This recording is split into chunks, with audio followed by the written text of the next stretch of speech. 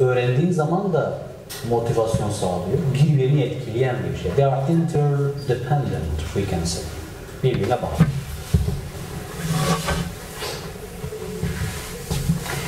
So, the learner who is willing to guess, risks, making mistakes, and tries to communicate in the L2 is better than the one dwelling on errors, corrections, and a failure to be perfectly accurate.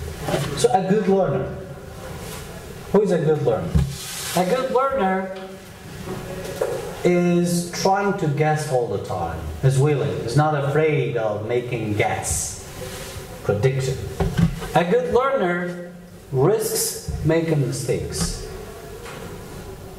Hata yapmayı göze alır iyi bir öğrenci. A good learner is trying to communicate in the L2, not afraid of making mistakes, taking risks. And this learner is better than the learner who is focusing on errors, corrections, and failure to be perfectly accurate. He's afraid. Okay, I need to be accurate. I shouldn't make any mistake. And all the time focus on errors. He's not interested in using language freely, naturally, interactively. As a learner, I all the time say, as a learner, you have the right to make mistakes limitlessly, in an unlimited way. Yani öğrenen olarak sizin sınırsız hata yapma hakkınız var. Hata yapın. Hata yapmaktan korkmayın. It is quite a natural process. Making mistakes. Sürekli siz de öğretmen olduktan sonra öğrencilerinize bunu söylemeniz lazım. Hata yaptıkları zaman hemen yüzlerine vurup onların motivasyonunu kırmamanız gerekiyor. Diyeceksiniz size. Yap çocuğum, hata yap.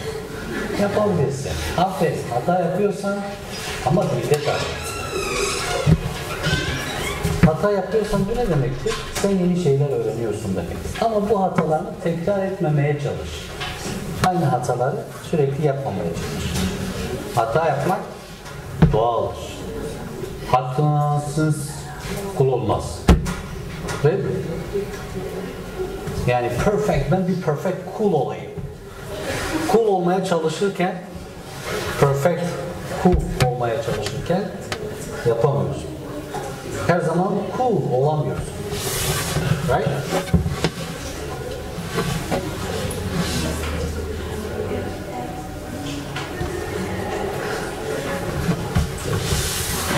Bu arada bir espri yaptım, kaçırdım bir de. Yakalayamadım. Kaçırdın mı? Kaçırdım hocam. Hatasız cool olunmaz.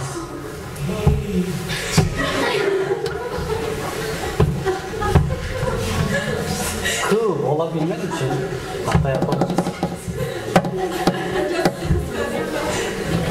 Evet, şimdi size bir input verdim. Input nedir? Information, girdi. Kafanıza bir şey girdi mi? Girdiyse input var. Peki bunun neticesinde, girdiğin neticesinde ne olması lazım? Output olması lazım. Yani sizin bana bir şey söylemeniz lazım. So input and output are necessary for language acquisition. We say, okay, now a learner must use the language communicatively in a natural setting, must be exposed to the language, and in order for this to happen, input is necessary. You need to receive the input, and after getting the input, you need to provide output, right? What is input? The language that the learner is exposed to.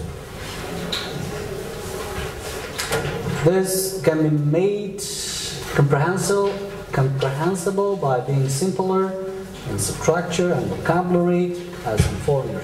But of course, sometimes, remember, sometimes I speak very slowly, right?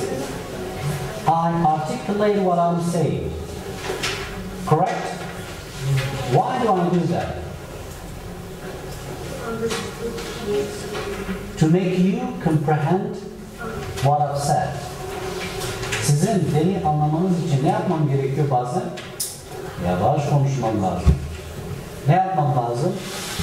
Repetition yapmam lazım. Ne yapmam lazım? Buradaki cümleleri biraz daha basitleştirip söylemem lazım. Değil mi? Foreigner talk'ta da öyle olmuyor. Mesela diyelim ki biri dil öğreniyor. İngiltere'de dili öğreniyor.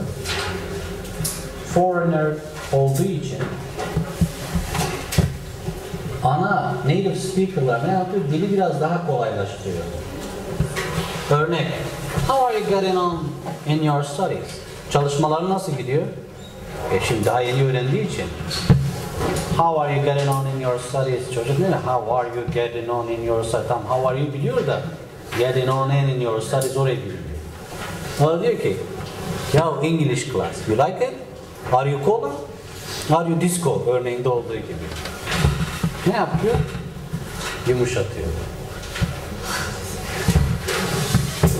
Gerçi onda da aslında aynı. Are you cola, are you disco? Bu sefer karşı taraf anlamıyor.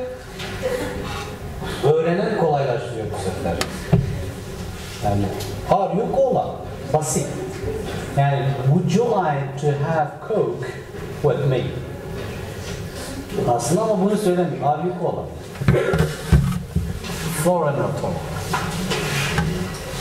And also there's negotiated input in L2 material that the learner can acquire in interaction through request for clarification while active attention is being focused on what is said. Like, what is negotiated input? I give you input, I say something, I'm talking about something. And I ask for clarification. I want you to clarify what you are saying. And you are trying to clarify while I'm focusing on the answer. Yani negotiated input, bir input var. Tamam, input nedir?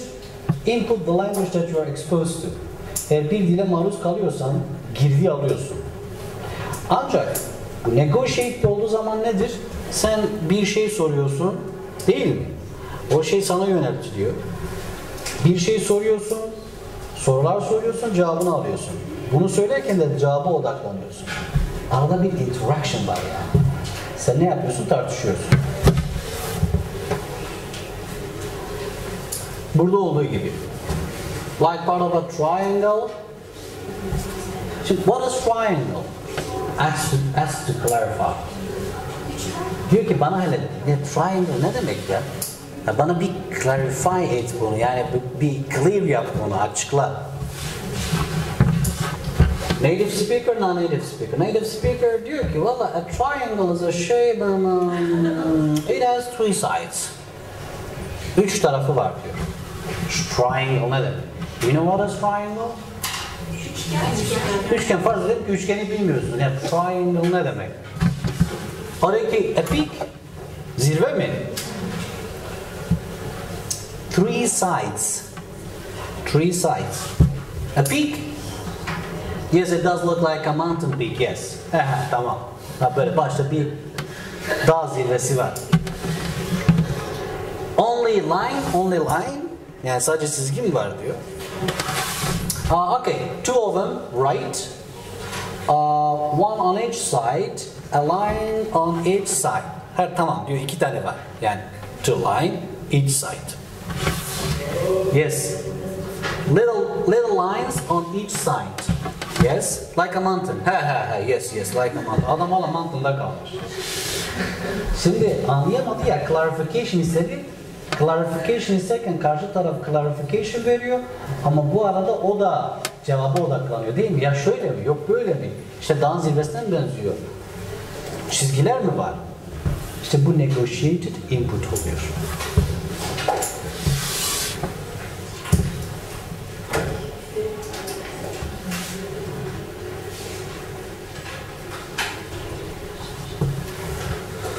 The opportunity to produce comprehensible output in meaningful interaction seems to be another important element in the learner's development of L2 ability. Yet, it is one of the most difficult things to provide in large L2 classes.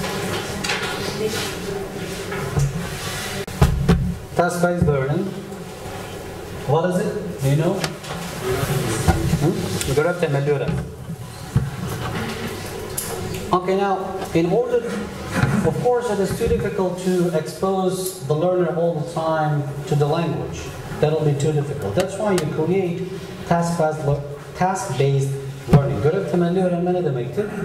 Öğrenciye bir görev veriyorsun veya işte gruplar halinde veya peyler halinde. Onlara bir görev veriyorsun, bir proje veriyorsun. Diyorsun ki şu projeyi veya şu görevi yapın. Görevi yaparken tabii dilin kullanılması gerekiyor. Bu şekilde bazı görevler üstlenilerek ne yapıyorsunuz? Dil öğreniyorsunuz. Temeli bu.